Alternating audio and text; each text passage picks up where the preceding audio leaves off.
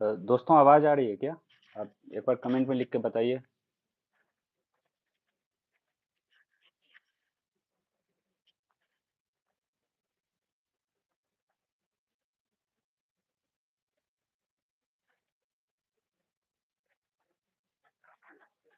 आवाज़ जा रही है क्या मेरी?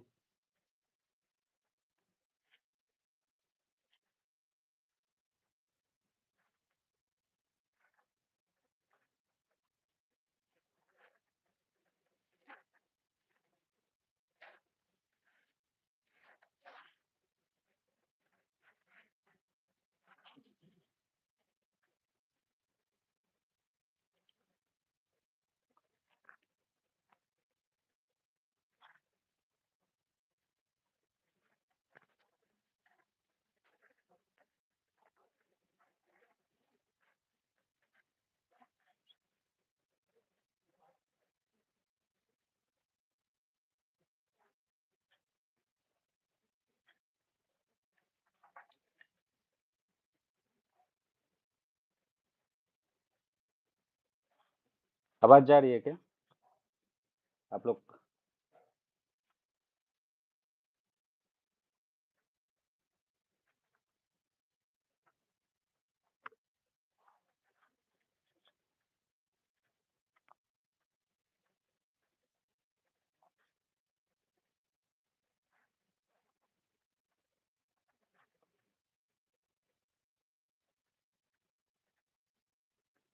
हाँ, शुरू कर रहे हैं जल्दी। थोड़ा सा।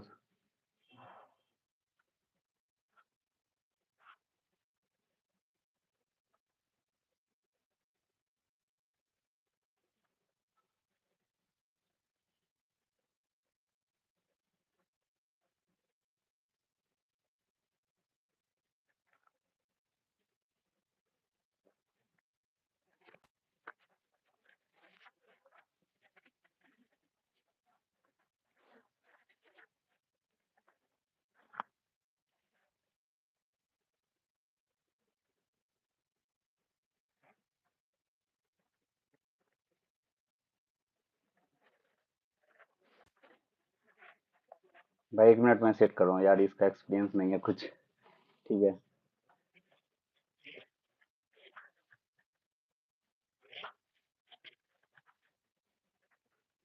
1 मिनट में।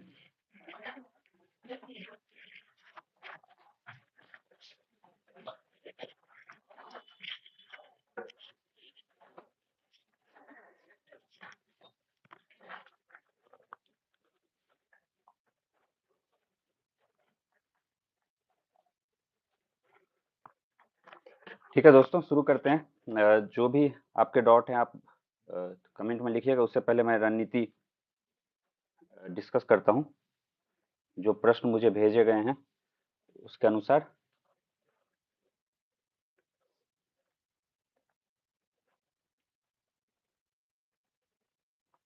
पहला तो मेरा परिचय। मेरा नाम शिवम नारायण झा है और मैं बिहार के मधुबनी जिले के सिजोलिया गांव का रहने वाला हूं। मेरा जन्म 2000 में है और अभी मैं 26 वर्ष का हूं। यूपीएससी में यह मेरा चौथा प्रयास था और तीसरा इंटरव्यू था। जो प्रश्न आप यूपीएससी जर्नी के बारे में, तो यूपीएससी की मेरी जर्नी 2021 में मेरा बीटेक कंप्लीट हुआ है आरजेपीटी अमेठी से। पेट्रोकेमिकल रिफाइनरी इंजीनियरिंग थी। उसके बाद 2021 का मैंने अटेम्प्ट प्रीलिम्स का दिया था, जो कि जून में मेरा बीटेक कंप्लीट हुआ था। तो उसके बाद मैंने अक्टूबर में प्रीलिम्स लिखा था। तैयारी उतनी अच्छी नहीं थी, लेकिन मैंने प्रयास किया था। और 2022 के मार्च से मेरी यूपीएससी जर्नी पूर्णतः शुरू हुई। और 2022 में मैंने कोचिंग ज्वाइन की। दृष्टि का मैंने फाउंडेशन बैच ज्वाइन किया था 2022 के मार्च में। और साथ ही मैंने ऑप्शनल की तैयारी भी शुरू की। उसके बाद 2022 तो कोचिंग में ही चला गया, क्लासेस करते करते। और उसके बाद 2023 में मैंने प्रीलिम्स पास किया, फिर मेंस लिखा, मेंस भी मेरा निकला और इंटरव्यू तक पहुंचा। 2023 में मेरा 16 नंबर से फाइनल लिस्ट रह गया था। 2024 में मैं फिर से प्रीलिम्स मैंने मेरा निकला, मेंस निकला और फिर मैं इंटरव्यू स्टेज तक पहुंचा। और उस वर्ष मेरा 28 नंबर से रह गया था, ऑप्शनल में कुछ नंबर कम आए थे। और 2025 में फिर से प्रीलिम्स मेंस और इंटरव्यू। और इस बार माँ भगवती की कृपा से इस बार मेरा इस पवित्र पीडीएफ में नाम है। तो सिलेक्शन हुआ तो कैसे पता चले? सिलेक्शन में मेरे छोटे भाई शुभम ने मुझे कॉल करके बताया, उसी ने चेक किया था और उसके बाद उसी ने मुझे कॉल करके बताया। कुछ देर के लिए तो विश्वास नहीं हुआ, मैंने कहा कि रोल नंबर से चेक करो, नाम कई बार समान हो जाते हैं। आपने देखा इस बार कितना यूपीएससी में ये सब हुआ है कि एक ही नाम है तो कई लोग दावा करते हैं। तो मैंने उसे रोल नंबर चेक करने के लिए किया, उसी से मेरे छोटे भाई ने मुझे बताया था। मेरे सक्सेस का क्रेडिट मैं अपने माँ पापा और सबसे ज़्यादा तो मेरा छोटा भाई शुभम, उसका काफ़ी ज़्यादा योगदान रहा है। इसके अलावा जो भी अब यूपीएससी की जर्नी में जो भी टीचर्स से मिले हैं, तो अ, जिनसे भी सीखने को मिला, दोस्तों से, मेरे कुछ कॉलेज के दोस्त हैं, उनका सौरभ और निहिल, उनका बहुत योगदान रहा है। उन्होंने हर संभव मदद की है। इसके अलावा जो भी टीचर चाहे यूपीएससी की जर्नी में जो भी रहे हैं, सभी का कुछ ना कुछ योगदान रहता है। ये जर्नी अकेले की नहीं होती है, सबका कहीं ना कहीं योगदान होता है। उसके बाद हाँ, सबसे पहले मैं प्रीलिम्स की स्ट्रेटजी आपको बताना चाहता हूँ। जो भी आपके क्वेश्चन हैं आप पूछते रहिए, और मैं पहले रणनीति की चर्चा कर लेता हूँ, प्रीलिम्स मेंस और इंटरव्यू की, और उसके बाद मैं फिर से इसे डिस्कस कर लूंगा जो भी आपने क्वेश्चन लिखे हैं। ठीक है? तो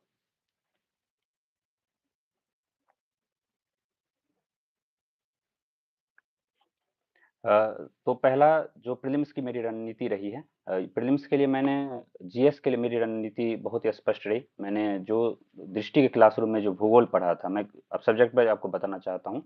तो बीके त्रिवेदी सर से मैंने भूगोल की पढ़ाई की थी, तो उनके जो क्लास नोट्स हैं भूगोल के लिए मेरे वही स्रोत रहे। दूसरा जो साइंस एंड टेक के लिए मैंने सिविन सर का ऑनलाइन कोर्स लिया था, जो कि 2022 में 2023 में उन्होंने ये कोर्स लिया था ऑनलाइन। उसमें वो खुद शायद इंटरव्यू की तैयारी कर रहे थे। तो साइंस एंड टेक और इन्वायरमेंट के लिए मैंने उनका कोर्स लिया था, वही मेरा उनके क्लास कोर्स में जो क्लास नोट्स बने थे वही मेरे आधार रहे प्रीलिम्स के लिए। इकोनॉमी के लिए मैंने मृणाल सर का कोर्स लिया था, और मैंने उसी से पढ़ाई की इकोनॉमी की पूरी। और हर साल जो विन सीरीज आता है उसके अपडेट को मैंने अपडेट करते गया इकोनॉमी में। अ, इसके अलावा इस जीएस के और भी सब्जेक्ट हैं। हिस्ट्री के लिए मैंने स्पेक्ट्रम को फॉलो किया, और जो ज्योग्राफी के लिए क्लास नोट्स के अलावा एनसीईआरटी के कुछ चैप्टर्स इंपॉर्टेंट हैं जो कि क्लास में उतने अच्छे से कवर नहीं हुए थे, तो मैंने उसे भी फॉलो किया। अम, इसके अलावा सी सेट के लिए मेरी स्ट्रेटजी, सी सेट में इस बार मेरा नंबर 136 रहा है, जो कि मुझे लगता है कि ठीक ठाक नंबर है। तो सी सेट के लिए मैंने जो प्रीवियस ईयर क्वेश्चन है उसी को मैंने अच्छे से बनाया, और प्रीवियस ईयर क्वेश्चन को मैंने कई बार बनाया। हर बार मेरी यही रणनीति रही, मैंने सी सेट के लिए कोई कोर्स नहीं लिया था। प्रीवियस ईयर क्वेश्चन को अच्छे से बनाना, जो भी क्वेश्चन मेरे से नहीं बनते थे, मैं आप क्रोम या यूट्यूब पे जाके उस क्वेश्चन को पेस्ट कीजिए, तो आपको पता चलता है कि उससे कॉन्सेप्ट की समझ आती है। लगभग सारे जो प्रीवियस ईयर क्वेश्चन है उसके आंसर कहीं ना कहीं अवेलेबल हैं, तो उस टाइप के क्वेश्चन आपको फिर आगे बनने लगते हैं, तो उससे कोई फिर दिक्कत नहीं आती है। और जो मॉक टेस्ट का है जीएस के लिए और सी सेट दोनों के लिए, तो मैं मॉक टेस्ट पर्याप्त लगाता था, विशेषकर रिवीजन का अभ्यास। वो मुझे लगता है कि मैंने प्रत्येक बार लगाया, और उसमें मैं किस प्रकार की मेरी रैंक आ रही है उसको भी मैं काफ़ी ध्यान रखता था, ताकि एक कंपटीशन वाली भावना आए और आप थोड़ा पढ़ाई में एक मन भी अधिक लगता है।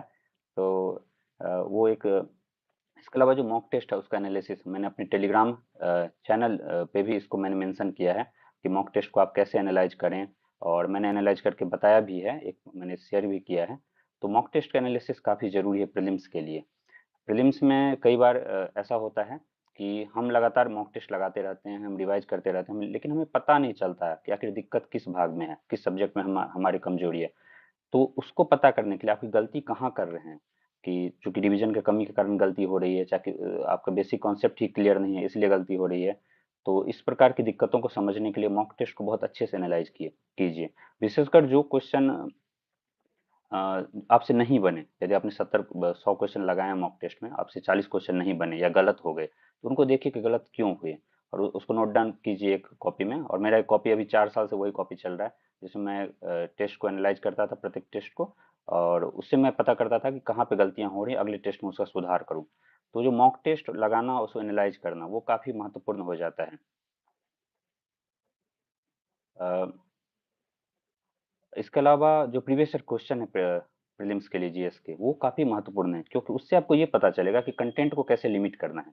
क्योंकि प्रीलिम्स के लिए तो अथाह समुद्र जैसा है कि आपको कितना भी पढ़ते जाइए तो आपको लगेगा कुछ ना कुछ बाकी ही है। तो उसके लिए आप प्रीवियस ईयर क्वेश्चन को देखिए, यूपीएससी किस प्रकार के प्रश्न पूछता है। जैसे मैं एक उदाहरण देना चाहूँगा, पॉलिटी में यूपीएससी इस प्रकार के प्रश्न पूछता है कि ये सब संविधान में वर्णित है कि नहीं, उसकी व्याख्या की गई कि नहीं। तो जब आप लक्ष्मीकांत पढ़िएगा तो आप इस बात का अधिक ध्यान रखिएगा, यदि आपने प्रीवियस ईयर क्वेश्चन कर रखा है। तो मुझे लगता है कि प्रीवियस ईयर क्वेश्चन का एनालिसिस आपके जो कंटेंट है उसको काफ़ी लिमिट कर देता है। आपको पता होता है कि हमें पढ़ना क्या है। तो प्रीलिम्स का स्तर पे यह भी एक कई बार बाधा बन जाती है कि हम बहुत सारी चीज़ पढ़ने लगते हैं और उस चक्कर में हम कुछ भी अच्छे से नहीं पढ़ पाते हैं। तो प्रीलिम्स के लिए, और प्रीलिम्स के लिए जो करंट अफेयर्स था, करंट अफेयर्स के लिए मेरा एक ही स्रोत था, वो था विजन का जो मंथली मैगजीन आता है, वो आप फ्री में डाउनलोड कर सकते हैं उनके वेबसाइट से। तो मैं उसे ही फॉलो करता था लगातार 3-4 वर्षों से। उसमें मैं जो भी प्रीलिम्स के लिए इम्पोर्टेंट होता था मैं उसे हाईलाइट कर लेता था, 2 से 3 बार मैं रिवाइज करता था। और विजन का ही चूंकि मैं अभ्यास देता था तो उससे जुड़े प्रश्न उस मॉक टेस्ट में आ ही जाते थे, तो वह भी मुझे पता चलता था कि रिवीजन कितना अच्छा हुआ है और रिवाइज करने की जरूरत है या नहीं। तो करंट अफेयर्स के लिए मेरी विजन ही एकमात्र मेरा स्रोत रहा है। इसके अलावा विजन के अलावा अ, जो पीटी 365 है वो भी कई लोग फॉलो करते हैं, लेकिन मैं फॉलो इसलिए नहीं करता था कि मुझे लगता था कि एक एक साथ जब आता है तो उसमें कई हमें अगले लास्ट के 2 महीने में उसे सारा रिवाइज करना है, तो कहीं ना कहीं इंफॉर्मेशन ओवरलोड की समस्या हो जाती है। तो उससे बचने के लिए मैं मंथली मैगजीन को ही पहले से अपडेट करके रखता था। तो प्रीलिम्स के लिए मेरी स्ट्रेटजी यही रही, आप प्रीवियस ईयर क्वेश्चन को बहुत अच्छे से देखिए, सिर्फ देखिए नहीं बस उसे एनालाइज कीजिए। दूसरा जो मॉक टेस्ट दे रहे हैं उसको उसे भी एनालाइज करना है, और जो बेसिक सोर्स है उसको आप लिमिट करने की कोशिश कीजिए। ज़्यादातर चीज़ों के लिए आप एक ही चीज़ों को फॉलो कीजिए। जैसे मैंने मृणाल इकोनॉमी के लिए फॉलो किया, करंट साइंस एंड टेक और इन्वायरमेंट के लिए सिविल सर का कोर्स फॉलो किया, और ज्योग्राफी के लिए मैंने क्लास नोट्स और जोग्राफ एनसीईआरटी को फॉलो किया। हिस्ट्री के लिए स्पेक्ट्रम को मैंने फॉलो किया। तो इस प्रकार से आप एक ही जगह से पढ़ रहे हो, उसी को बार-बार पढ़ रहे हो, तो प्रीलिम्स में ये काफ़ी हेल्प करता है। और सीसेट के लिए प्रीवियस ईयर क्वेश्चन को लगाइए, मॉक टेस्ट लगाइए। मेरा जो बैकग्राउंड रहा है वो जेईई की तैयारी और उसके बाद बीटेक, तो कहीं न कहीं मैथ वाला बैकग्राउंड थोड़ा बहुत रहा है, तो उसके कारण हो सकता है कि थोड़ा हेल्प मुझे मिलता हो, लेकिन फिर भी मैं प्रैक्टिस लगातार करता था, और उसके कारण सीसेट को मैं कभी हल्के में नहीं लेता था। मुझे लगता, क्योंकि आप देखते हो कई बार आईआईटीएन भी सीसेट में फेल कर रहे हैं। जैसे 23 वाला जो सीसेट आया था वो तो काफ़ी अलग था। और जो कॉम्प्रिहेंशन है, कॉम्प्रिहेंशन को आप अच्छे से सॉल्व कीजिए। और मैं मैंने तीनों सेक्शन में, जो मैथ्स वाला सेक्शन है, रीजनिंग वाला सेक्शन है और कॉम्प्रिहेंशन वाला सेक्शन है, तीनों में आपको अच्छा करना होगा, क्योंकि ये भरोसा नहीं यूपीएससी का कि कौन से वर्ष में कौन सा वो कठिन बना देता है। जैसे 23 वाले में मैथ्स और रीजनिंग काफ़ी हार्ड था, लेकिन कॉम्प्रिहेंशन कहीं ना कहीं ईजी था। जबकि 24 में उल्टा था, कॉम्प्रिहेंशन ज़्यादा हार्ड हो गया। तो ये यूपीएससी की अपनी रणनीति है ताकि बच्चे सब कुछ पढ़ के आए। तो आप तीनों सेक्शन को इस तरीके से रखिए कि आप कंफर्टेबल हो। अब विशेषकर सीसेट में आपको यह भी ध्यान रखना पड़ेगा, जो इजी क्वेश्चंस हैं वो आपसे ना छूटे। संपूर्ण पेपर में कम से कम 25 से 30 इजी प्रश्न तो होते ही हैं, तो आप आपसे कम से कम इजी प्रश्न ना छूटे, यह प्रयास आपको करना चाहिए। और उसके लिए कई बार क्या होता है, हम एक ही प्रश्न में उलझ जाते हैं तो हम लास्ट तक पहुंच ही नहीं पाते। 80 क्वेश्चन है तो 80 तक हम पहुंच ही नहीं पाए, बाद में पता चला कि लास्ट के पेजेज में तो काफ़ी सारे इजी क्वेश्चंस थे। तो हमें यह भी ध्यान रखना पड़ेगा कि सीसेट में हम सारे क्वेश्चन को ट्राई करें। तो और प्रीलिम्स के लिए एक और रणनीति जो मैं मेंशन करना चाहूँगा कि राउंड वाइज आप सॉल्व कीजिए। जैसे कई लोगों के साथ समस्या यह होती है कि वो जब वो क्वेश्चन लगाने लगते हैं तो तुक्कों के कारण तुक्के काफ़ी ज़्यादा लग जाते हैं, तो निगेटिव मार्किंग काफ़ी ज़्यादा हो जाती है। तो इससे किस प्रकार बचा जाए? तो इससे बचने का सबसे अच्छा उपाय ये है कि आप राउंड वाइज सॉल्व कीजिए। जैसे फर्स्ट राउंड में मैं उस उन्हीं प्रश्नों को करता था जो प्रश्न मुझे बहुत अच्छे से आते थे, तो 35 से 40, कई बार 45 प्रश्न मैं फर्स्ट राउंड में करता था। और उसी दौरान मैं सारे प्रश्नों को पढ़ भी रहा हूँ, तो जो प्रश्न मैं 50-50 तक पहुँच गया या फिर थोड़ा सा आइडिया मुझे है, तो उस प्रश्न को मैं गोला बनाकर घेर देता था कि सेकंड राउंड में इन प्रश्नों को मैं देखूंगा। तो पहले राउंड में मुझे तुक्का नहीं लगाना, और फर्स्ट राउंड में मैंने जितने प्रश्न बनाए मैं उसी समय ओएमआर फिल कर लेता था। उसके बाद सेकंड राउंड में ऐसे प्रश्न जिसमें मुझे 50-50 तक मैं पहुंच चुका हूं, या फिर एक ऑप्शन ही मुझे आता है या कुछ आइडिया है, तो उस प्रकार के प्रश्नों को सेकंड राउंड में करता था, और कुछ बच गए, यदि टाइम बच गया तो थर्ड राउंड भी प्रीलिम्स में मैं सॉल्व करता था। तो इससे क्या होगा, इस प्रकार से जब आप सॉल्व करोगे तो जो तुक्के लगने के कारण जो गलती होती है, जो नेगेटिव मार्किंग होती है, वो काफ़ी कम हो जाएगा। आप ऐसे आँख मूंद मूंद करके आप प्रश्नों को नहीं लगाइएगा। जो प्रश्न में आपको कुछ आइडिया है, जो प्रश्न में आपको कुछ आता है, उन्हीं प्रश्नों को आप लगाइएगा। तो मुझे लगता है ये स्ट्रैटेजी काफ़ी काम करता है। यदि आप चाहें तो अपने कुछ मॉक टेस्ट में आप इस रणनीति को फॉलो कीजिए, आपको परिणाम अवश्य दिखेंगे। मेंस अब प्रीलिम्स से संबंधित कुछ भी आपके प्रश्न हो, आप कमेंट सेक्शन में लिखिए। मैं पहले मेंस और इंटरव्यू का डिस्कस कर लेता हूँ, उसके बाद मैं जो भी प्रश्न आपके होंगे वो मैं डिस्कस कर लूँगा। हाँ, इंटरनेशनल रिलेशन में करंट अफेयर्स के लिए मैं विजन के मैगज़ीन को ही फ़ॉलो करता था। उसमें चूँकि मेंस जो विजन के मैगज़ीन है ना, उसमें पॉलिटी और आईआर जैसे सेक्शन में मेंस के लिए काफ़ी अधिक झुकाव है। तो आप जो फैक्ट्स हैं, जो कि जैसे प्लेसेस इन न्यूज़ पूछा जाता है प्रीलिम्स में, तो आप प्रीवियस ईयर क्वेश्चन को अच्छे से एनालाइज़ कीजिएगा, तो आपको पता चलेगा कि वास्तव में आईआर में किस प्रकार के प्रश्न पूछे जाते हैं। तो प्लेसेस इन न्यूज़ पूछे जाते हैं, या फिर कोई ऑर्गेनाइज़ेशन देके आपको पूछ लिया कि उसके कौन-कौन मेंबर हैं। इस प्रकार के जो न्यूज़ आते हैं विजन के मंथली मैगज़ीन में, तो आप उन्हीं को प्रीलिम्स के लिए हाईलाइट कर लीजिए। तो जब आप रिवीजन कीजिएगा तो बार-बार यदि आप रिवाइज़ कीजिए तो फिर आईआर में अच्छे क्वेश्चंस बनते हैं।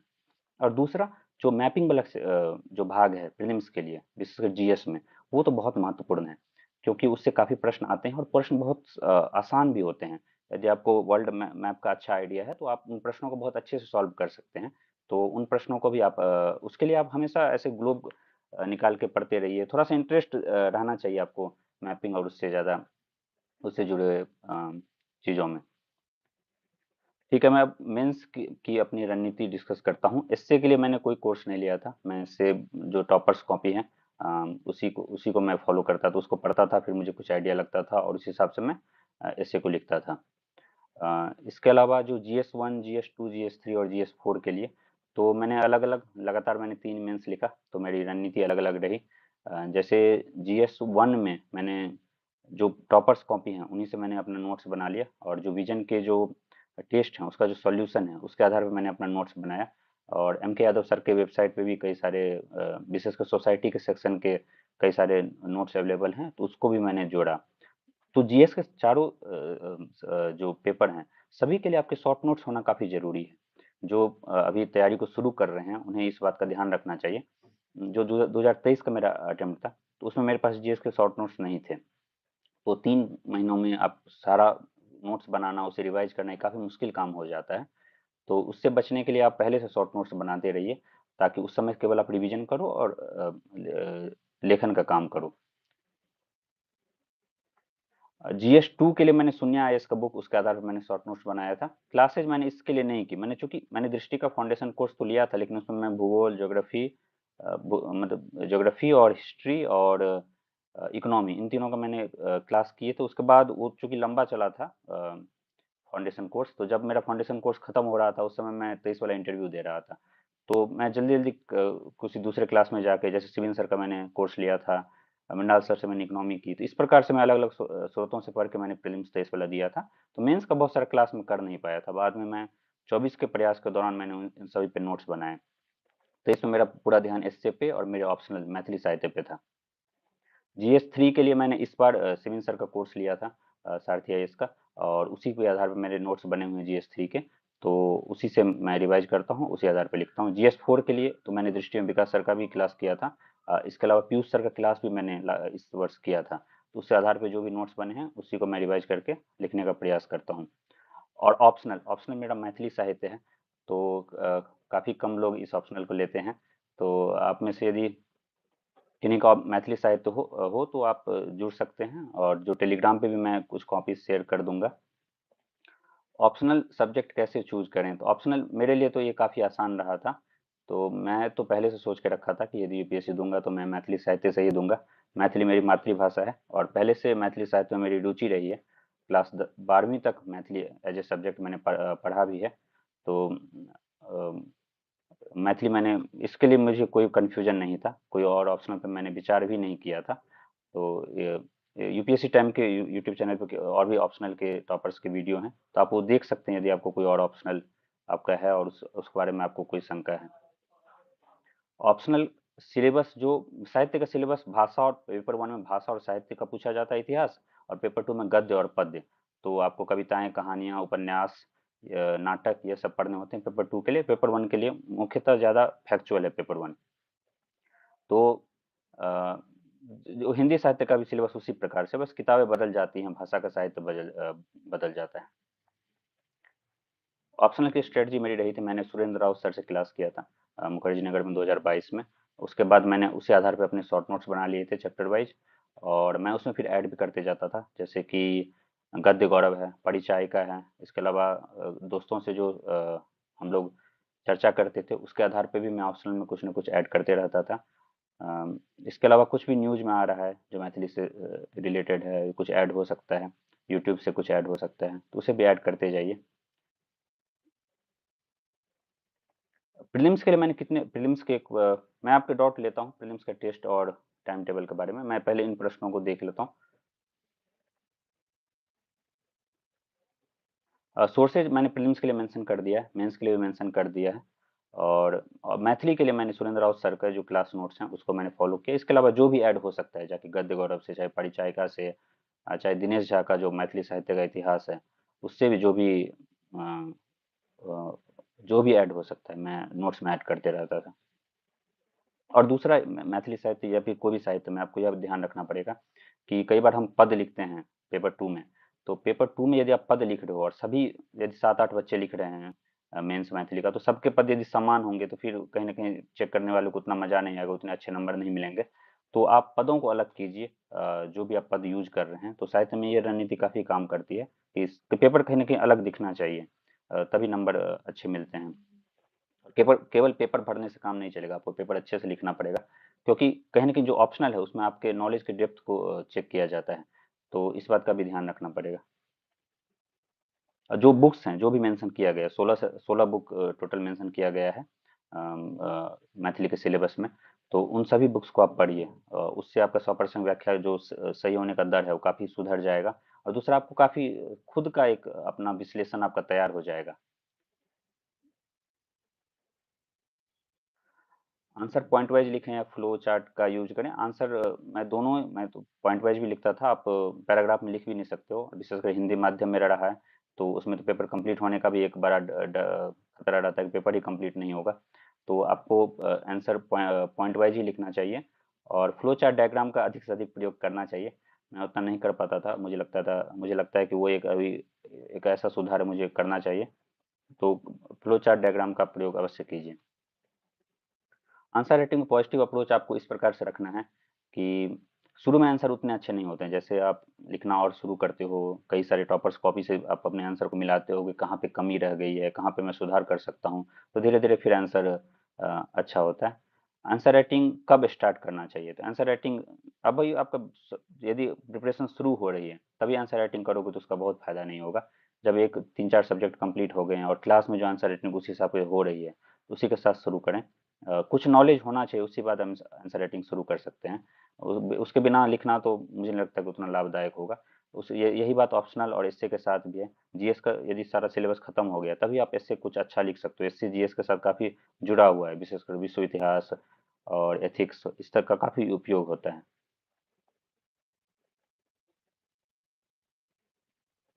किसी क्वेश्चन का आंसर नहीं आता हो प्रीलिम्स में, तो सबसे अच्छा अप्रोच है कि यदि नहीं आता है तो छोड़ दीजिए, नेगेटिव मार्किंग से अच्छा है कि आप उस प्रश्न को छोड़ दें।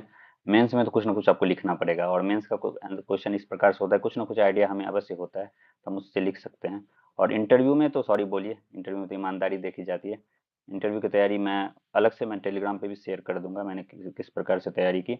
और इंटरव्यू में लगातार ठीक ठाक ही नंबर रहे हैं मेरे, तो किस प्रकार से वो अंक रहे हैं मैं उसको भी शेयर कर दूंगा। यूपीएससी में प्रीवियस ईयर क्वेश्चन का बहुत महत्व है, प्रीवियस ईयर क्वेश्चन बहुत जरूरी है।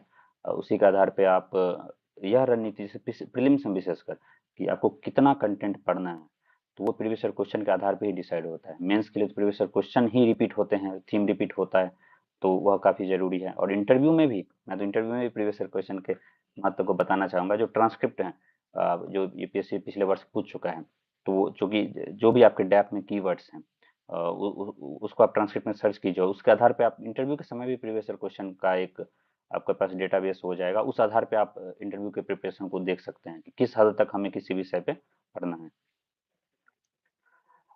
डैफ कैसे बन इंटरव्यू प्रोसेस के बारे में मैं आप चर्चा करना चाहता हूँ। डैफ भरना काफ़ी महत्वपूर्ण है इंटरव्यू के लिए। इसके लिए मैंने सत्यम जैन सर का एक 2023 में ग्रुप ज्वाइन किया था, और उसी आधार पे उन्होंने बहुत सारे लोगों के डैफ भरवाए थे, चर्चा की थी, तो उस आधार पे जो भी मेरा अनुभव रहा, उस आधार पे मैंने भरा। डैफ बहुत ही ध्यान से भरा जाना चाहिए, क्योंकि आप हॉबी वाले सेक्शन में जो प्राइज मेडल जो भी सेक्शन है, उसमें जो भी मेंशन कर रहे हैं, उसी आधार पे बोर्ड आपसे प्रश्न पूछेगा।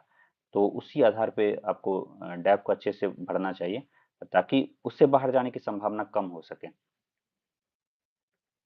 इंटरव्यू के लिए पर्सनैलिटी डेवलप करना मुझे लगता है कि एक एक लंबा प्रक्रिया है। आप यदि आप अभी 11वीं 12वीं में हैं और यूपीएससी तैयारी अभी शुरू ही कर रहे हैं, तो मुझे लगता है कि आपको ध्यान देना चाहिए कि आसपास के जो भी कॉलेज में अलग अलग क्लब होते हैं, अलग अलग एक्टिविटीज होती हैं, तो उसको आपको उसमें काफ़ी पार्टिसिपेट करना चाहिए। मैं अपने कॉलेज में इन सब चीज़ों में काफ़ी एक्टिव था, और मुझे लगता है कि उसका लाभ कहीं ना कहीं बाद में इंटरव्यू के समय मुझे मिला। और साथ ही अ, बात करना कहीं न कहीं बोझ नहीं लगना चाहिए। आपको किसी से पहली बार मिलते हो तो बात करना रोचक एक कार्य होना चाहिए। वो इंटरव्यू में फिर दिख जाता है। इंटरव्यू में किस प्रकार के प्रश्न पूछे थे? तो इंटरव्यू में मुझसे बिहार पे काफ़ी सारे प्रश्न पूछे गए थे। इसके अलावा इंटरव्यू का ड्रेस कोड, सामान्यतः लोग सूट और टाई पहन के जाते हैं, लेकिन मैं बंद गला पहन के गया था। तो उस पे प्रश्न शुरू हुए थे। इसके अलावा मेंटल हेल्थ के से प्रश्न पूछे गए थे, और क्रिमिनल और पॉलिटिकल नेक्सस जो है, उससे जुड़े हुए प्रश्न भी पूछे गए थे। इंटरव्यू का एक्सपीरियंस काफ़ी अच्छा रहा था। मेरा इस बार सुजाता चतुर्वेदी मैम का बोर्ड था, और इंटरव्यू का एक्सपीरियंस बहुत ही अच्छा रहा था। जाते समय मधुबनी पेंटिंग उनके हॉल में लगी हुई थी, जहाँ पे इंटरव्यू हो रहा था, तो उससे भी प्रश्न पूछे गए थे, जो कि मेरे डैप में भी एक कीवर्ड था। तो इंटरव्यू का एक्सपीरियंस काफ़ी अच्छा रहा था। यह प्रश्न है कि सभी सेम सोर्सेज और बुक लिस्ट से पढ़ते हैं, तो खुद को दूसरे से अलग कैसे बने? प्रीलिम्स में तो ऐसा जरूरत नहीं। प्रीलिम्स में सोर्सेज लगभग सभी के तो समान ही हो गए हैं। उसी को जो जितना अच्छे से रिवाइज कर रहा है, जितना अच्छे से मॉक टेस्ट को एनालाइज कर रहा है, तो प्रीलिम्स में उसको फायदा हो रहा है। मेंस में भी लगभग, ऑप्शनल को छोड़ दें तो सभी में तो लगभग कंटेंट सेम ही है। तो उसको भी आप कितना अच्छे से नोट्स बनाते हो, उसको रिवाइज करते हो, कितना आप अप्लाई कर पाते हो लिखते समय, तो वो कहीं ना कहीं मायने रखता है। टॉपर्स कॉपी को एनालाइज आपको करना चाहिए। टॉपर्स कॉपी का एनालिसिस काफ़ी महत्वपूर्ण है, विशेषकर मेंस के लिए और आपके ऑप्शनल के लिए भी। तो यह काफ़ी आपका हेल्प करेगा। करंट अफेयर्स की तैयारी से जुड़ा, मैंने बताया कि विजन का मैगजीन जो मंथली मैगजीन है, मैं उसी को फॉलो करता था। उसी से मेरा करंट अफेयर्स सारा तैयार होता था। न्यूज़पेपर मैं इंडियन एक्सप्रेस लगातार पढ़ता रहा हूँ।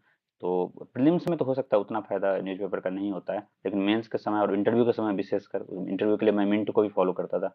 तो उसका काफ़ी फ़ायदा होता है, और कहीं न कहीं आप देश दुनिया में जो भी चल रहा है, उससे कहीं न कहीं आप परिचित रहते हैं। तो कोई भी नया प्रश्न आता है, उसको आप डील करने के लिए ज़्यादा अच्छे से तैयार होते हैं। मेंस में इसका काफ़ी उपयोग होता है। प्रीलिम्स के लिए भी कुछ नया क्वेश्चन, अतरंगी क्वेश्चन आया, तो आपको विशेषकर जो आईआर और प्लेसेज इन न्यूज़ वाले क्वेश्चन हैं, तो यदि आप लगातार न्यूज़पेपर फॉलो कर रहे हो, तो उन प्रश्नों को आप ज़्यादा अच्छे से डील करते हो। मैंने मैगज़ीन विज़न का ही मैगज़ीन फॉलो किया है। टेस्ट सीरीज मैंने जो 2023 वाला मेरा प्रीलिम्स था, उसमें मैं प्रीलिम्स से 5 महीना पहले से प्रत्येक प्रत्येक सप्ताह मैं जीएस और सीसेट का टेस्ट लगाता था, जो कि दृष्टि का जो मेंटरशिप प्रोग्राम था, उसमें ये टेस्ट होते थे। तो उससे मुझे काफ़ी हेल्प मिली, क्योंकि जो आप लगातार इतने सारे टेस्ट देते हो, उसको एनालाइज करते हो, जो गलतियाँ हो रही है उसको सुधारते हो, तो कहीं न कहीं प्रीलिम्स का काफ़ी अच्छा एक बिल्ड हो जाता है फाउंडेशन। और 24 और 25 में मैं चूँकि इंटरव्यू देता था, उसके बाद उतना समय रहता नहीं था, तो उतना टेस्ट मैंने दिया नहीं। 24 में भी मैंने लगता है 5-6 मॉक टेस्ट दिए होंगे, और इस बार मैंने 4 मॉक टेस्ट लगाए थे। लेकिन इसका यह मतलब नहीं कि आप कम मॉक टेस्ट लगाएँ। एक बार आपका प्रीलिम्स अच्छा हो जाए, उसके बाद आप मॉक टेस्ट डिसाइड कर सकते हैं कितना लगाएँ, लेकिन शुरू में आपको खूब सारे मॉक टेस्ट लगाने होंगे।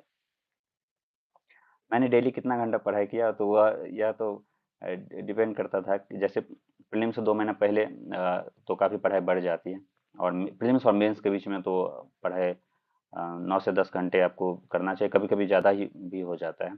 लेकिन फिर मेंस के बाद 1-2 महीने पढ़ाई उतना अच्छा से होता नहीं, जब तक मेंस का रिजल्ट आता है। और फिर इंटरव्यू की तैयारी कहीं न कहीं अलग होती है। आप मॉक दे रहे होते हो, डिस्कशन कर रहे होते हो।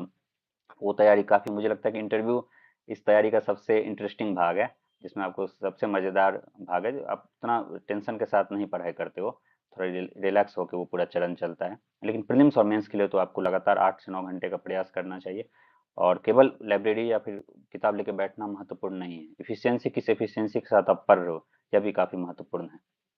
यूपीएससी की तैयारी ऑनलाइन ऑनलाइन भी आजकल बहुत सारे लोग कर रहे हैं, चूँकि मैंने ये तैयारी ऑफलाइन दिल्ली में रह के की है, तो मैं इस प्रश्न का जवाब देने के लिए उचित व्यक्ति नहीं हूँ। मैं ऑफलाइन बता सकता हूँ, ऑफलाइन काफ़ी लाइब्रेरी की सुविधा आपको मिल जाती है। इसके अलावा जो कॉम्पिटिशन की एक भावना है, वो कहीं न कहीं बनी रहती है। आप आस-पास लोगों को रहते हो तो कहीं न कहीं गंभीरता बनी रहती है तैयारी में। क्या यूपीएससी की तैयारी के लिए दिल्ली आना ज़रूरी है? मुझे नहीं लगता कि यह ज़रूरी है। आज अब वर्तमान के जो जो भी इस वर्ष यूपीएससी निकाले, आप देख लो कितना सारा अलग-अलग शहरों से बच्चों ने निकाले हैं। तो इस प्रकार की कोई अनिवार्यता नहीं है। हाँ, हालाँकि यह बात अवश्य है कि दिल्ली में एक इकोसिस्टम है यूपीएससी का, तो उसका अपना एक लाभ अवश्य है। लेकिन बाकी शहरों से भी अब तैयारी हो रही है और अच्छे से तैयारी हो रही है। प्लान भी रखना चाहिए, मुझे लगता है कि रखना चाहिए क्योंकि कई बार जर्नी काफ़ी लंबी हो जाती है। जैसे मेरी ही जर्नी 22, 23, 24 और 25, तो 4 वर्ष की रही। तो जब रिजल्ट नहीं आ रहे होते हैं, जब कहीं न कहीं कठिन समय होता है, तो कहीं न कहीं उसमें उसमें प्लान बी अधिक हेल्प करता है। प्लान बी एक अवश्य होना चाहिए। मैंने प्लान बी के तौर पे मैं बीपीएससी का मैं एग्ज़ाम देता था। इस बार भी मैंने 17वीं का इंटरव्यू दिया है। तो यदि आप बिहार से हो तो बीपीएससी को आपको प्लान बी के तौर पे अवश्य रखना चाहिए। हर वर्ष उसमें वैकेंसी आ रही है और उसका जो मेंस का जो हिस्सा है, वो काफ़ी यूपीएससी से मिलता-जुलता है। एसए है, जीएस 1, जीएस 2 मात्र 3 पेपर हैं। तो कहीं न कहीं वो आगे अच्छा प्लान भी हो सकता है। रिवीजन करने के लिए सबसे अच्छा तरीका मुझे लगता है कि आप प्रश्नों की सूची बना लीजिए। जैसे लक्ष्मीकांत मैंने संसद वाला चैप्टर पढ़ा। और संसद वाला चैप्टर पढ़ने के बाद मैं मुझे जो भी मुझे लगता है कि मैं इसे भूल रहा हूँ, तो मैं उसको प्रश्नों के रूप में याद कर लेता था कि जैसे आपातकाल लगाने के लिए किस प्रकार का बहुमत चाहिए? क्या 2 तिहाई चाहिए या फिर साधारण बहुमत चाहिए? मैं प्रश्न के रूप में उस लिस्ट बना लेता था और जब अगला रिवीजन कर रहा हूँ, तो बस मैं लक्ष्मीकांत ऐसे पलट के नहीं पढ़ रहा हूँ, मैं प्रश्नों के ज़रिए पढ़ रहा हूँ। तो फिर क्या होता है रिवीजन की प्रक्रिया को आपको कैसे न कैसे रोचक बनाना पड़ेगा, क्योंकि आपको यह समझना पड़ेगा रिवीजन एक बहुत ही नेचुरल चीज़ नहीं है। आप पहली बार जब पढ़ते हो तो नया ज्ञान रहता है, तो आपको पढ़ने में बहुत मज़ा आता है। लेकिन जब आप दूसरी और तीसरी बार पढ़ रहे हो, लक्ष्मीकांत तो कई बार पढ़ना पड़ता है, 15-20 बार पढ़ना पड़ता है, तो वो बहुत ही बोझिल प्रक्रिया हो जाती है, रिवीजन में आपको एकदम मन नहीं लगेगा।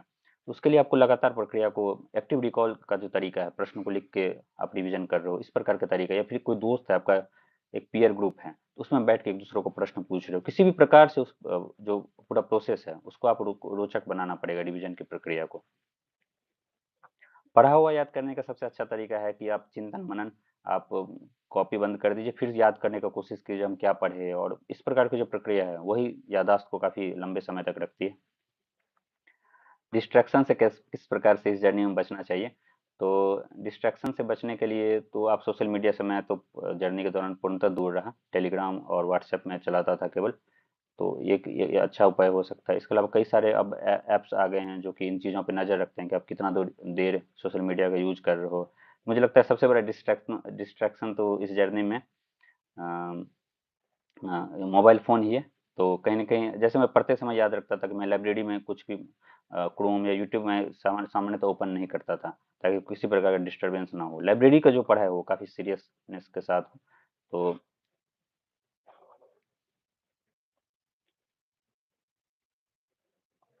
जो भी आपके डॉट हैं मैं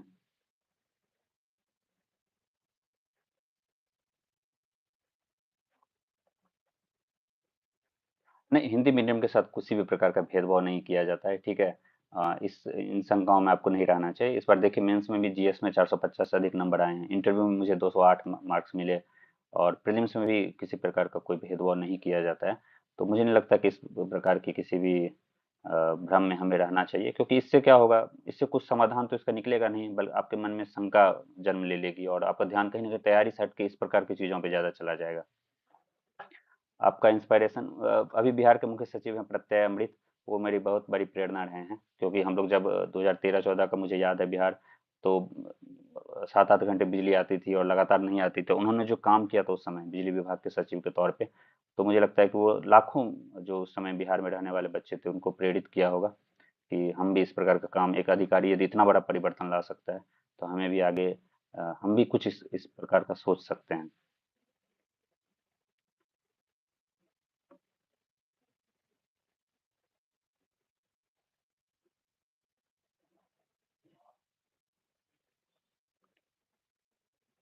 जो नोट्स बनाने में आपकी दिक्कत है, किसी ने तुषार ने पूछा है, नोट्स बनाने के लिए सबसे अच्छा है कि पहले एक दो बार पढ़िए, उसके बाद आप नोट्स को बनाइए, तभी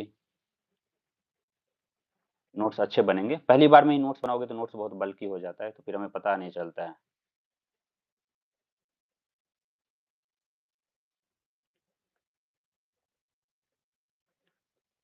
ग्रेजुएशन मेरा आरजीआईपीटी अमेठी से कंप्लीट हुआ है, Rajiv Gandhi Institute of Petroleum Technology Amethi. Petroleum ministry का एक कॉलेज है।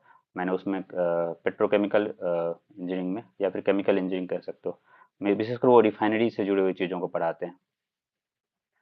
तो एनसीईआरटी जिस विशेषकर ज्योग्राफी के लिए है, साइंस एंड टेक के लिए भी उपयोगी है एनसीईआरटी के कई सारे।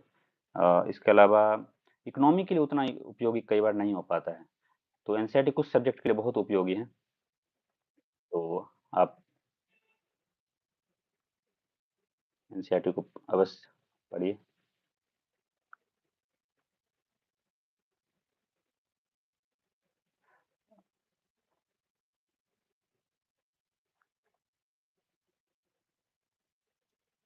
जो भी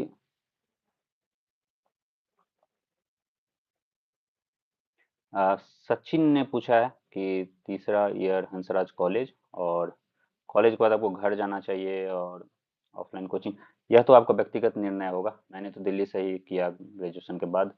तो यह कई सारे कारकों पर निर्भर करता है। आजकल ऑनलाइन भी सब सारी सुविधाएं उपलब्ध हैं, तो यदि आपको यह निर्णय कहीं न कहीं आपको लेना है। और किसी प्रकार का अब रिसोर्सेज के स्तर पे तो किसी प्रकार का अब अंतर नहीं रह गया है। हाँ, लेकिन व्यक्तिगत अनुशासन का स्तर पे अभी भी अंतर है। तो अब घर पे रहोगे तो मोटिवेशन कहीं न कहीं आपको लगातार पढ़ना अकेले बैठ के, तो ये सब खुद से ये करना पड़ेगा। जबकि यहाँ पे ऐसा होता है कि एनवायरनमेंट होता है दिल्ली में, तो आप कई बार एक अच्छा पीयर ग्रुप बन जाता है, लाइब्रेरी की व्यवस्था होती है। आजकल लाइब्रेरी भी वैसे सभी शहरों में खुल रहे हैं, तो वो भी एक समस्या कहीं न कहीं दूर हो रही है। नोट्स बनाने में जो भी आपको दिक्कत हो रहा है, तुषार ने पूछा है कि एनसीईआरटी, हाँ, एनसीईआरटी से क्वेश्चन पूछे जाते हैं। एनसीईआरटी से क्वेश्चन प्रीलिम्स मेंस दोनों में पूछे जाते हैं डायरेक्टली। लेकिन वही है, सारे सब्जेक्ट में नहीं। जैसे इकोनॉमी का एनसीईआरटी मुझे लगता है कि उतना उपयोगी नहीं है।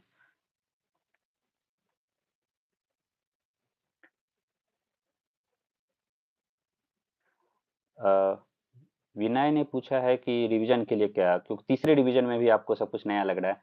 तो इसके लिए तो सबसे जरूरी यही है कि आप बहुत फोकस होकर रिवीजन करें। रिवीजन ताकि तीसरी बार में कुछ नया ना लगे। और सब कुछ रिवीजन का जरूरत, पढ़ने का जरूरत नहीं है। हो सकता है पहली दूसरी बार पढ़ो, तीसरी बार आप हाईलाइट करते जाओ, अंडरलाइन करते जाओ कि क्या चीज़ महत्वपूर्ण है, और उन्हीं चीज़ों को आप पढ़ो।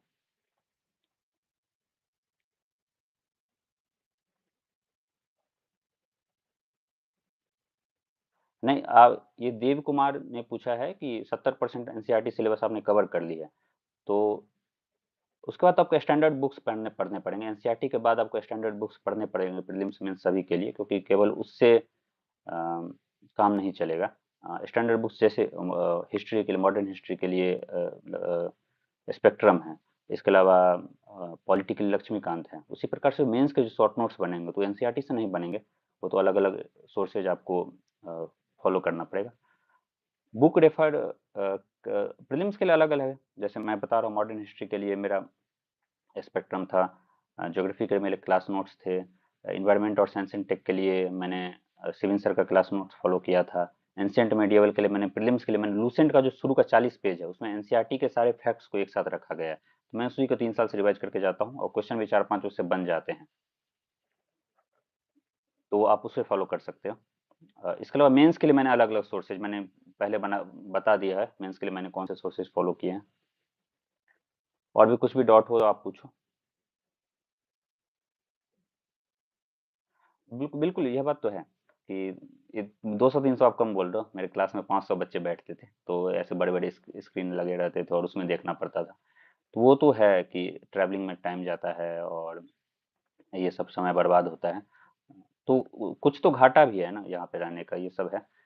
इसके अलावा लेकिन जो लाभ है वो इस प्रकार से भी है कि लाइब्रेरी की व्यवस्था अच्छी होती है। अभी आप पे डिपेंड करता है ना, जैसे क्लास में और इसलिए ऑनलाइन भी बहुत अच्छा तरीका है, कोई दिक्कत की बात नहीं है। बहुत सारे लोग तो ऑनलाइन ही कर रहे हैं और एग्जाम को भी क्रैक कर रहे हैं। तो ऐसा ऑनलाइन ऑफलाइन बोला मुझे, मैं दिल्ली में रहा हूँ तो मैं अपना एक्सपीरियंस बता सकता हूँ कि क्या मुझे लाभ लगा। एक तो लाइब्रेरी वाला, क्लासरूम से ज़्यादा था कि क्लास का जो टेस्ट होता था, उसमें सभी लोग एक साथ बैठते थे, तो वो जो कॉम्पिटिशन वाला भावना आता था, मुझे लगता है कि वो थोड़ा हेल्प करता था।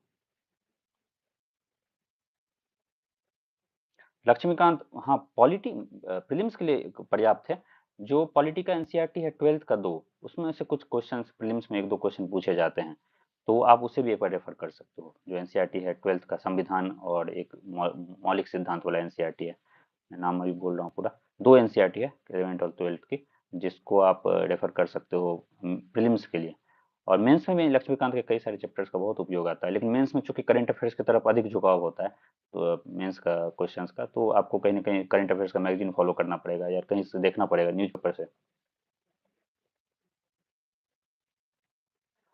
इन्वायरमेंट के क्वेश्चन को ब्रह्मदेव ने पूछा है कि इन्वायरमेंट के क्वेश्चन को कैसे एनालाइज करें। देखिए, इन्वायरमेंट के क्वेश्चन कई बार बहुत ही रैंडम आते हैं, और चूंकि चूंकि फॉरेस्ट सर्विस का भी जो प्रीलिम्स है इसके साथ ही है, तो कहीं इन्वायरमेंट के जो क्वेश्चन होते हैं उसे उसे देखकर भी सेट किए जाते हैं। तो आपका यह ध्यान रहना चाहिए कि इन्वायरमेंट में मेरे क्वेश्चन निगेटिव ज़्यादा ना जाएं। जो एकदम रैंडम क्वेश्चन है, फैक्चुअल क्वेश्चन है, उसको यदि आपको आता है तभी आप ट्राई कीजिए, तो सबसे अच्छा वही काम हो सकता है। इसके अलावा जो मैंने जो किया था, मैंने सिविल सर का मैंने कोर्स लिया था, तो उससे बेसिक सारा कवर हो गया था। इसके अलावा जो विजन का मैगजीन है उसको मैं इन्वायरमेंट वाला जो सेक्शन है मैं उससे अपडेट कर लेता था, तो वह भी एक अच्छा उपाय होता था।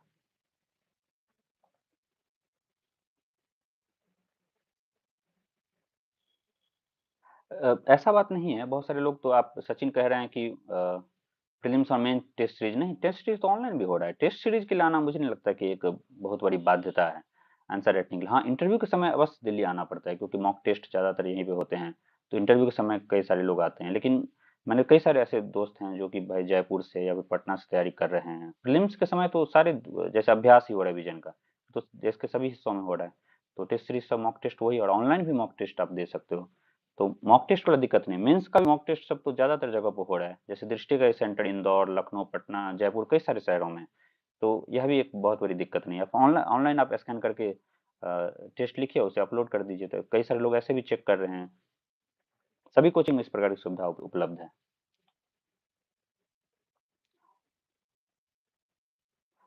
रेगुलरली आप कोशिश कीजिए कि 8 घंटा हो, 8 से 9 घंटा। अब डिपेंड करता है कि आप यदि उससे अधिक पढ़ सको तो और अच्छी बात है। मेरा प्रयास यही रहता था कि 8 घंटा के आसपास एवरेज बनी रहे, उसमें एक निरंतरता बनी रहे, क्योंकि देखिए जर्नी कितनी लंबी होगी ये हमें पता नहीं होता है। हम सबका प्रयास यही होता है कि फर्स्ट अटेम्प्ट में आईएएस बन जाए, लेकिन कई बार जर्नी लंबी हो जाती है, हमें कई सारी चीज़ों पे काम करना पड़ता है। तो आप यदि निरंतरता बना के आप लगातार पढ़ रहे हो, तो वो लॉन्ग टर्म में आपको अवश्य फायदा देता है। आप अंग्रेजी नहीं जानते हो और उससे, नहीं नहीं, इस प्रकार का कुछ नहीं है। मैंने इंग्लिश और हिंदी वाला मैंने पहले ही उत्तर दे दिया कि यह सब कोई ये सब कोई मतलब रूमर है, भ्रम है। ऑप्शनल मेरा मैथिली साहित्य है। मैथिली एक भाषा है जो कि बिहार के उत्तरी हिस्से और नेपाल में बोली जाती है। मेरी मातृभाषा भी मैथिली है, तो मैथिली भाषा और साहित्य ही मेरा वैकल्पिक विषय था, ऑप्शनल था।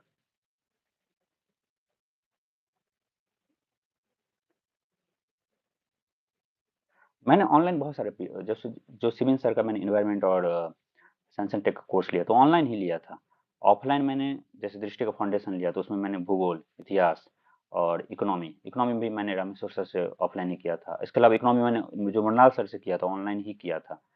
तो काफ़ी सारा मेरे मेरे जो पिछले 4 वर्षों में रहे हैं ऑनलाइन रहे हैं, कुछ ऑफलाइन भी रहे हैं, क्योंकि मैं दिल्ली में ही रहता था उस समय। तो जो फाउंडेशन बैच है उसका काफ़ी सारा हिस्सा, विशेषकर भूगोल के जो क्लासेज हुए थे 3 साढ़े 3 महीने, और मेरा ऑप्शनल के क्लासेज वो ऑफलाइन ही मैंने किए थे। कई सारे कोर्सेज मैंने सिविन सर से, पीयूष सर से, इसके अलावा मृणाल सर से, ये सारे ऑनलाइन ही लिए थे।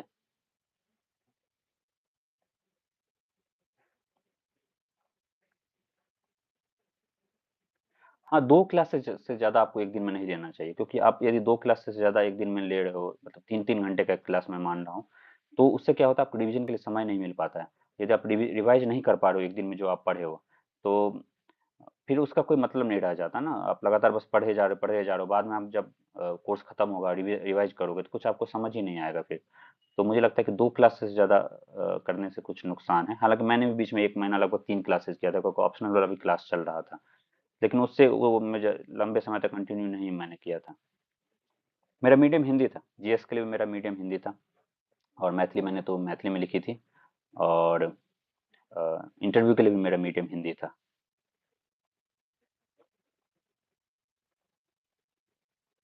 और दिल्ली में मैं रूम लेके रहता था मुखर्जी नगर में शुरू के 3 साल। अभी वर्तमान में मैं एक हॉस्टल टाइप में रहता हूँ। यहाँ पे बहुत सारे बच्चे हैं, लगभग 40 से अधिक। तो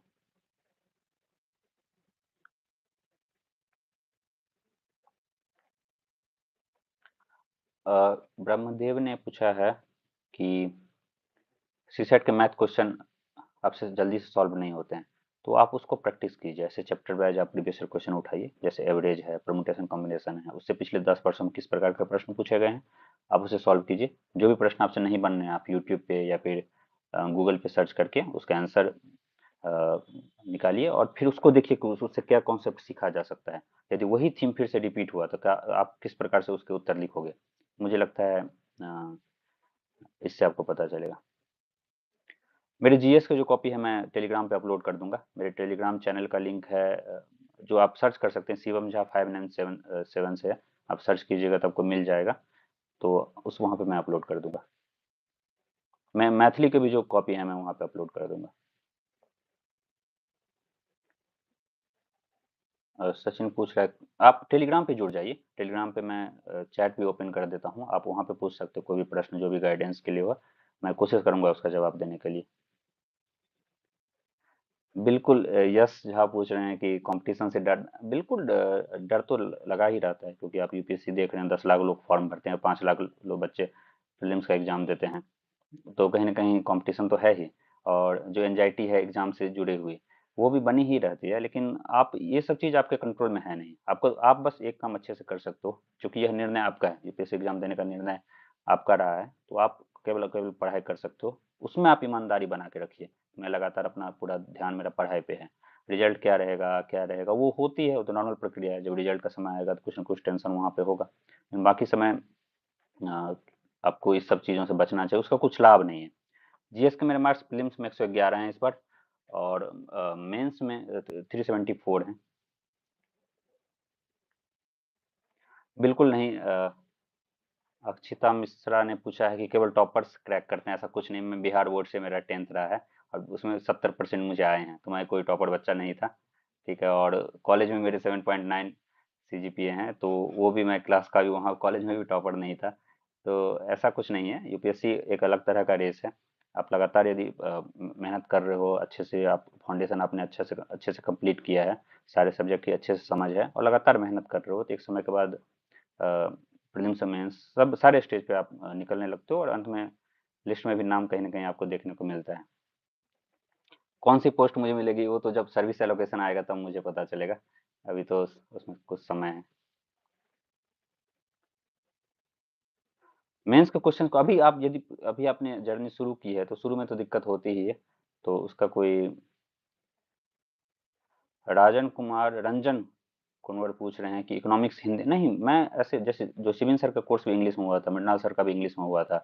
तो इन सब चीज़ों में हिंदी इंग्लिश वाला बाधा आपको सामने नहीं रखना है, क्योंकि ये लोग अच्छे पढ़ा रहे हैं और इंग्लिश में भी पढ़ा रहे हैं, क्योंकि इंग्लिश ही यूज करते हैं, शिविन सर भी इंग्लिश यूज करते हैं, हिंदी इंग्लिश का मिक्सचर।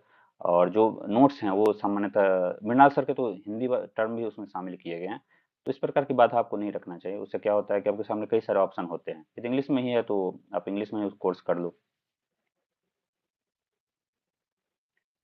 नोट्स मैं अलग से बनाता था, विशेषकर आपको मेंस में तो नोट्स अलग से बनाने ही पड़ेंगे। प्रीलिम्स के लिए मेरे नोट्स जो क्लास नोट्स थे उसी का मैं शॉर्ट नोट्स बना लेता था, ताकि मैं चल तेजी से रिवाइज कर सकूं। जैसे ज्योग्राफी है तो उसके शॉर्ट नोट्स मेरे पास हैं 2-3 पेज करके, तो मैं जल्दी से उसे रिवाइज कर पाता हूँ। पहला डिवीजन तो आपको क्लास नोट से ही करनी है, दूसरा और तीसरा डिवीजन में। ज्योग्राफी के लिए वही है जो एनसीईआरटी है 11th-12th की, वही ज्योग्राफी के लिए सबसे महत्वपूर्ण है। तो यदि आप कहीं कोचिंग किए हो तो वो कोचिंग में भी वो एनसीईआरटी को भी अच्छे से पढ़ाते हैं, तो वहां से आप फॉलो कर लीजिए, नहीं तो एनसीईआरटी अच्छे से फॉलो कीजिए।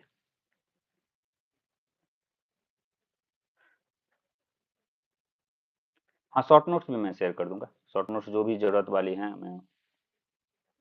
न पीयूष पूछ रहा है कि पीयूष रघुवंशी, नहीं मेरा मीडियम हिंदी है। मेरा मेंस और इंटरव्यू दोनों में मेरा मीडियम हिंदी है। उज्जवल दीप चौहान, ऐसा नहीं पता ये क्या प्रश्न है? नेम मिसमैच इस प्रकार का मैं समझ नहीं पाया आपका प्रश्न।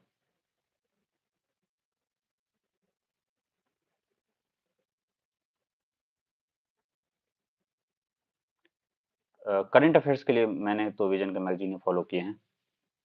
टाइम प्रीलिम्स में तो आपको इन्वेस्ट करना पड़ेगा, डेली 1 से 2 घंटा आप करंट अफेयर्स को दीजिए, उससे ज़्यादा नहीं। जो बेसिक है उसी से प्रश्न बनेंगे प्रीलिम्स के। टेलीग्राम चैनल शिवम झा 597 से आप नाम से सर्च कीजिएगा तो मिल जाएगा आपको।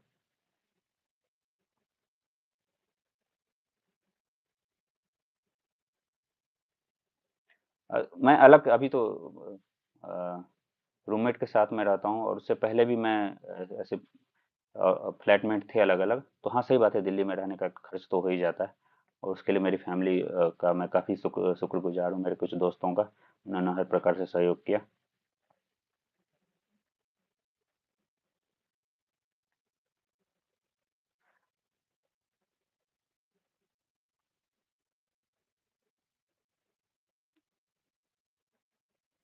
हाँ, शुरू में पेपर कंप्लीट नहीं होते थे, इस वाले मेरे अटेम्प्ट में तो फाइनल में भी मेरे पेपर कंप्लीट नहीं होते थे। तो जो असली एग्जाम मैंने मेंस का लिखा, क्योंकि उतना मैं टेस्ट लिख के गया भी नहीं था, मेरे पास शॉर्ट नोट्स भी नहीं थे, तो जीएस में मुझे काफ़ी दिक्कत होता था, और ऑप्शनल में भी क्वेश्चन मेरे छूटे थे। तो उसके लिए एक ही उपाय है, आपके पेपर सही समय पर कंप्लीट हो तो बहुत ज़्यादा आपको लिखना पड़ेगा। शॉर्ट नोट्स होगा तो तेज़ी से आपको चीज़ें याद आएंगी।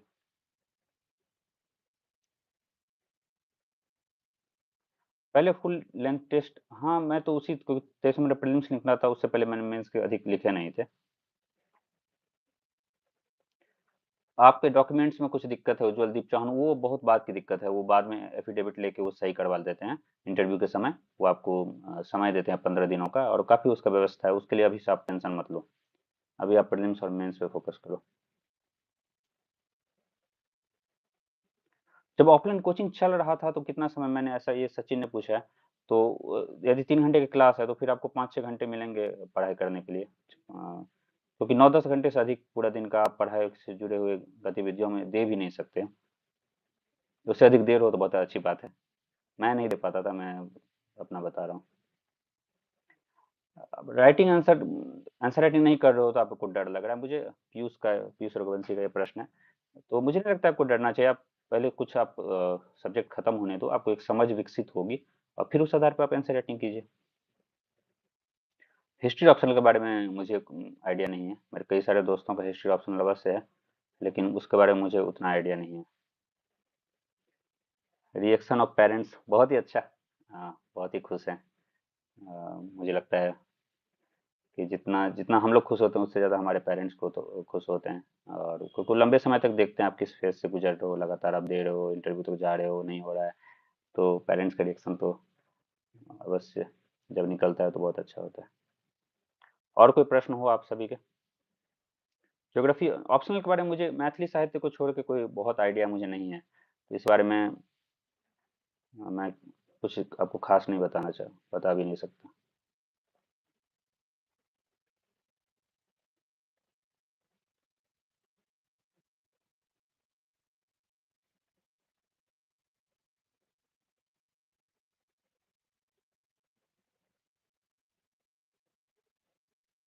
हाँ ठीक है, चलो वो वाला समस्या हल हो जाती है, उसके लिए पूरा मैकेनिज्म है। हाँ, तो शॉर्ट नोट्स आप पहले बना के रखो, ताकि आपको आंसर राइटिंग के समय हेल्प मिले। मेंस के समय में शॉर्ट नोट सारा बनाना बहुत ही मुश्किल काम हो जाता है, उसमें लिखना भी रहता है, आपको ऑप्शनल भी तैयार करना रहता है। शॉर्ट नोट्स पहले से जीएस के बना के रखो, वो फायदा देता है। बिल्कुल, वो तो सचिन जो पूछ रहा है कि लगातार 2 क्लासेज होती हैं, तो वो तो दिक्कत होता है, फिर आपको 3-4 घंटा मिलेगा, जो क्लास में पढ़ो उसी को रिवाइज करो, उसी को समझो। तो ठीक है, वो फेज तो 1 साल मुश्किल से 8-9 महीने का ही होगा, उसके बाद तो आपके पास समय रहेगा। वो अच्छा रहेगा, उसी दौरान आपको यूपीएससी के जो फाउंडेशन अच्छे से बिल्ड हो जाएगी, यदि अच्छे से आप क्लास को करते हो तो। आंसर्स तो मैं डेली राइटिंग कभी नहीं करता था, मैं प्रीलिम्स मेंस के बीच में मेरी आंसर राइटिंग मुख्य रूप से होती थी, क्योंकि मैं लगातार प्रीलिम्स निकाल रहा था, तो मैं प्रीलिम्स और मेंस के बीच में राइटिंग करता था, आंसर राइटिंग, और फिर उसके बाद मेंस के तुरंत बाद मैं इंटरव्यू में जुट जाता था, इंटरव्यू के बाद प्रीलिम्स में। तो मेरा ये साइकिल लगातार 3 वर्षों से चल रहा था, तो मैं बाकी समय में आंसर राइटिंग उतना कर नहीं पाता था। 2026 में प्री है करंट अफेयर्स के लिए आप पीटी 365 को फॉलो कर सकते हो, यदि आपने मंथली मैगजीन नहीं फॉलो किया है तो। टाइम मैनेजमेंट तो बहुत ब्रह्मदेव का क्वेश्चन है कि मेंस आंसर राइटिंग में 7 मिनट और 11 मिनट वाला जो नियम है 10 नंबर और 15 नंबर वाले क्वेश्चन के लिए, तो उसी को आप फॉलो कीजिए। धीरे धीरे वो टाइम मैनेजमेंट हो जाता है, कुछ 5-7 टेस्ट लिखेंगे आपको अपने आप टाइम मैनेजमेंट हो जाएगा। ग्रेजुएशन फोर्थ सेमेस्टर है स्टूडेंट, अभी तो आप यार अभी ग्रेजुएशन में हो, ग्रेजुएशन को एंजॉय कीजिए। अभी मुझे लगता है कि यदि आप कॉलेज नहीं जाना पड़ रहा है और टाइम काफ़ी मिल रहा है तो फिर तो अ, अलग बात है। फिर तो आप यूपीएससी की तैयारी कीजिए, आप अपना फाउंडेशन अच्छे से बिल्ड कर लीजिए तैयारी के दौरान ही। मैंने ऐसा कुछ नहीं किया था ग्रेजुएशन के दौरान, तो मैं इस मामले में आपको बहुत गाइड नहीं कर पाऊंगा।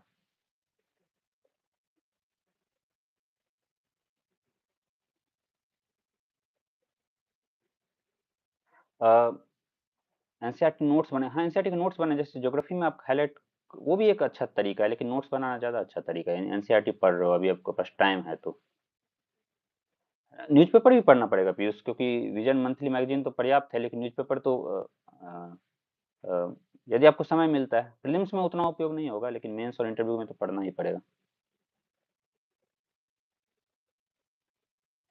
कोचिंग के लिए अलग-अलग समय है सचिन की। अब दृष्टि का 2 साल चलता है, वाजीराम का हम सुने 10 महीने में कंप्लीट हो जाता है, विजन का 1 साल में। तो अलग-अलग कोचिंग का अलग-अलग था। एथिक्स के लिए मैंने पीयूष सर का और विकास सर का दोनों का कोर्स अलग-अलग समय में लिया। 2023 से पहले मैंने विकास सर का लिया था, इस बार मैंने पीयूष सर का लिया। तो जो भी कोर्स बहुत सारे हैं सर जो टीचर सब जो पढ़ा रहे हैं, आप उनको फॉलो कर सकते हो।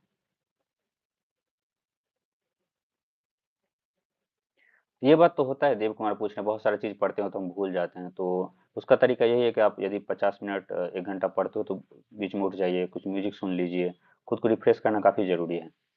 उसी आधार पे आप बहुत अच्छी चीज़ों को बहुत लंबे समय तक याद रख पाओगे।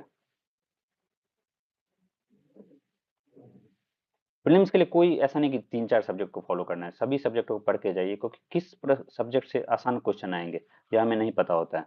तो यदि आप सारे सब्जेक्ट को अच्छे से पढ़ के जाओगे तो प्रीलिम्स निकलने का आपका संभावना बढ़ जाएगा। प्रिपरेशन मैंने कब शुरू की? 2022 2022 मार्च से मैंने अच्छे से तैयारी शुरू कर दी थी। उससे पहले मैं 21 का प्रीलिम्स वैसे जाके बैठ गया था। 2022 से मैंने लेकिन अच्छे से 2022 के मार्च से शुरू की। कोचिंग मैंने लिया, ऑप्शनल का भी, जीएस का भी, और उसके बाद मैं लगातार तैयारी कर रहा हूँ।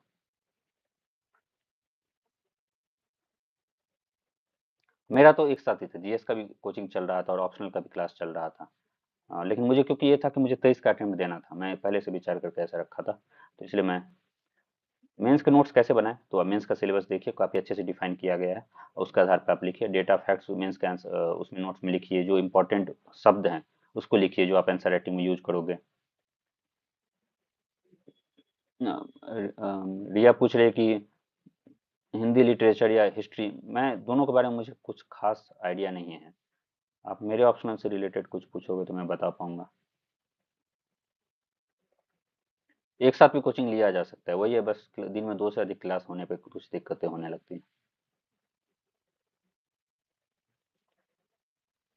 कौन सा ऐप आपको यूज करना चाहिए? ऐप टेलीग्राम तो मुझे लगता है कि अच्छा है, उस पर काफ़ी सारे कंटेंट, गाइडेंस, टॉपर्स के नोट्स, बहुत सारी चीज़ें मिल जाती हैं।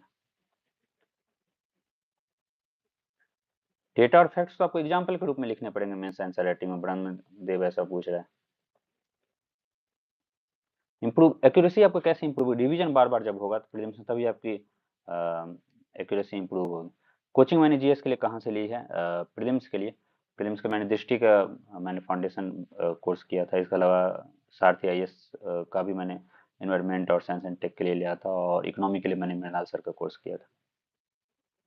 हिंदी इंग्लिश जो कंपलसरी पेपर उसके लिए मैंने अलग से नहीं, मैं चूंकि इंडियन एक्सप्रेस लगातार पढ़ते रहता था, और फिर मैं बीटेक और इवन 12th भी पूरा इंग्लिश में था, तो इंग्लिश के लिए अलग से तैयारी नहीं करता था, और हिंदी मेरा नहीं रहता था, मेरा मैथिली रहता था अनिवार्य पेपर में, तो मैं चूंकि मैथिली साहित्य मेरा ऑप्शनल ही है, तो उसके लिए मुझे अलग से नहीं पढ़ना पड़ता था।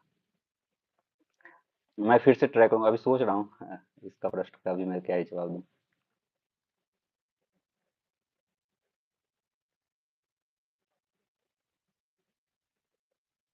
एमसीक्यू पढ़ते हो तो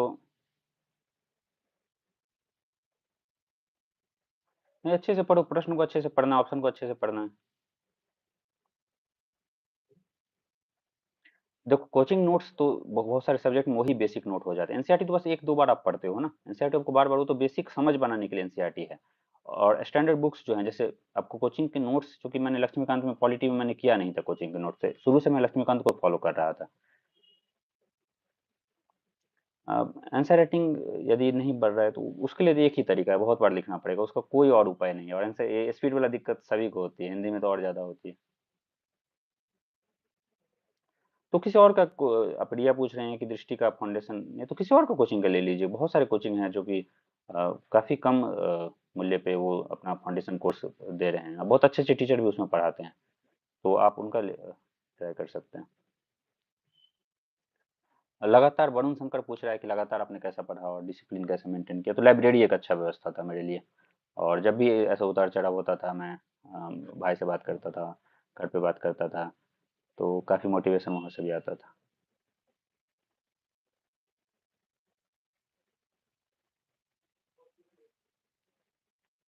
अ, मीडियम मेरा हिंदी था, मैंने पहले भी इस बात का जवाब दिया।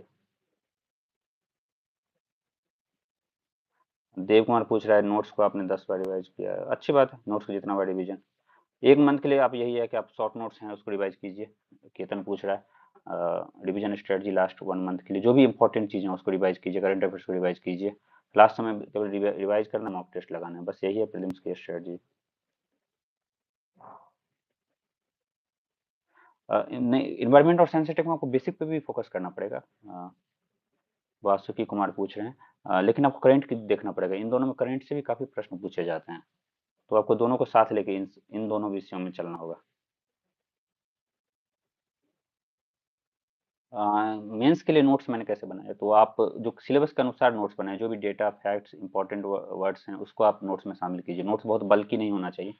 नोट्स छोटा होगा तभी आप प्रीलिम्स और मेंस के बीच में रिवाइज़ कर पाओगे।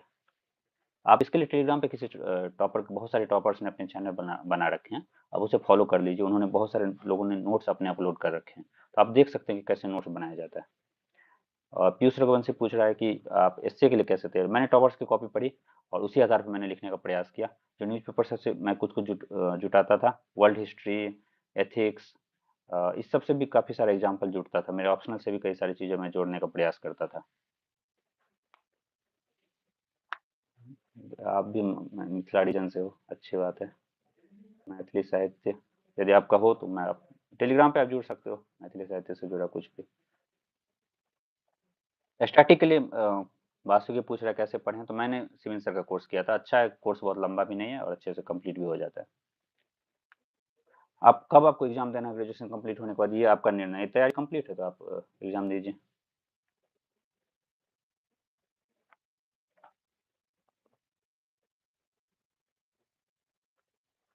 ठीक है दोस्तों, मुझे लगता है कि मैंने अपनी रणनीति भी डिस्कस की है और आपके जो भी डाउट थे उसे भी मैंने उत्तर देने का पूरा प्रयास किया है। अब ये डिपेंड करता है जो कितने पेजेस के आपके नोट्स बने हैं। जैसे जीएस 2 में थोड़े लंबे हैं, जीएस 1 में उतने ज़्यादा पेजेज नहीं हैं, जीएस 3 में और ज़्यादा हो जाता है, 5 अलग अलग सब्जेक्ट हैं, सभी का नोट्स बनता है। तो ठीक है, मुझे उम्मीद है कि आप सभी को हेल्प मिली होगी। आप टेलीग्राम पे जुड़ सकते हैं मुझसे, वहाँ पे जो भी डाउट हैं मैं एआई से क्या हेल्प लें, एआई का हेल्प हो सकता है। विशेषकर मेंस की तैयारी, इंटरव्यू की तैयारी में काफ़ी हेल्प मिलती है। इंग्लिश कैसे इंप्रूव करें, तो सबसे अच्छा तरीका है न्यूज़पेपर डेली इंग्लिश का पढ़िए। जो भी कंटेंट आप मूवीज या फिर टीवी सीरीज देख रहे हैं उसे भी इंग्लिश में देखिए। मुश्किल से 6 महीने 8 महीने में आपका इंग्लिश काफ़ी इंप्रूव हो जाएगा।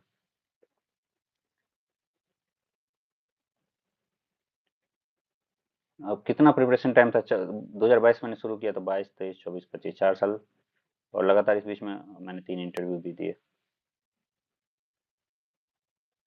मेंटरशिप सेशन मैंने ज़्यादा नहीं लिया, मैं दृष्टि मेंटरशिप से अवश्य जुड़ा था और उसके लाइब्रेरी का मुझे काफ़ी लाभ मिला, लेकिन मेंटरशिप से मैं किसी ऐसे पर्सनल मेंटर उनसे लगातार जाके मिलना इस प्रकार का तो नहीं था। करंट अफेयर्स के लिए विजन मैगजीन को फॉलो कीजिए। ठीक है दोस्तों, मुझे लगता है मैंने ज़्यादातर प्रश्नों का उत्तर दे दिया है। कुछ और प्रश्न हो तो इंटरव्यू में आपका लैंग्वेज, हाँ, बिल्कुल हो सकता है, हिंदी भी अलाउ करते हैं। मेरा तो इंटरव्यू के लिए मीडियम हिंदी ही था। इंग्लिश भी अलाउ करते हैं, जो कि टेक्निकल वर्ड्स होते हैं इंग्लिश में ही बोले जाते हैं। करंट अफेयर्स के लिए रजिस्टर मैंने बताया, विजन मैगज़ीन को मैं फॉलो करता था। एथिक्स और स्ट्रेटजी, एथिक्स के लिए सबसे अच्छा तो विकास देवकीर्ति सर का भी है, पीयूष कुमार सर का भी है। अब जो भी आपको सही लगे आप फॉलो कर सकते हैं। मेंस के लिए अलग अलग है, जीएस 1 में किसी और को फॉलो कीजिए, 2 में जिसको आपको सही लगे। मेंस के लिए सोर्सेज अलग अलग होते हैं। सारथी का अच्छा हो सकता है, मुझे आइडिया नहीं है फाउंडेशन कोर्स का, मैंने तो केवल इन्वायरमेंट और साइंस एंड टेक का किया था। ठीक है, ऑल द बेस्ट आप सभी को, जो भी प्रीलिम्स इस बार दे रहे हैं या फिर अगली बार देंगे। अच्छे से पढ़ाई कीजिए, और आप टेलीग्राम पे जुड़ सकते हैं, कुछ भी डाउट आपको। उम्मीद है कि ये सेशन आप सभी के लिए मददगार साबित हुआ होगा। धन्यवाद।